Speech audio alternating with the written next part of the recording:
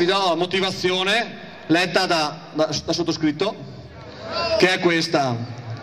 La giuria vuole sottolineare come ogni infrazione sia riuscita ad emozionare e coinvolgere il pubblico in originalità, coreografia, testamento ed effetto del rogo. Per l'equilibrio dello spettacolo presentato e l'armonia tra testamento e lo spaccato della vita frazionale, vince Brucia la Vecchia 2011 il gruppo di Sant'Antonio e Tortale, i Tortanti.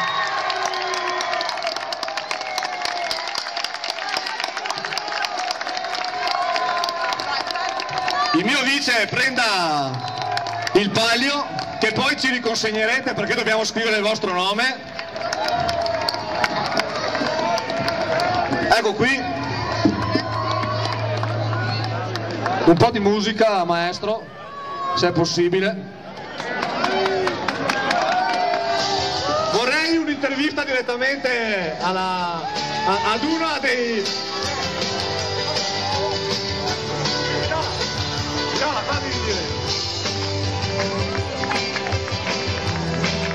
Sono un gruppo giovanissimo, si sono messi in gioco per la prima volta dopo tanti anni, sono tornati per Tripiana e questo è tutto riconoscimento. Anni 60, girano in centro, sui anni 90, rosse di fuoco, comincia a perdere, differenze Europa, la Italia, una speranza, l'estate che avanza, una vespa di porto e vacanza, ma cos'è bello andare in giro, combinare soldi, sei la vespa speciale che ti toglie i problemi, ma cos'è bello andare in giro,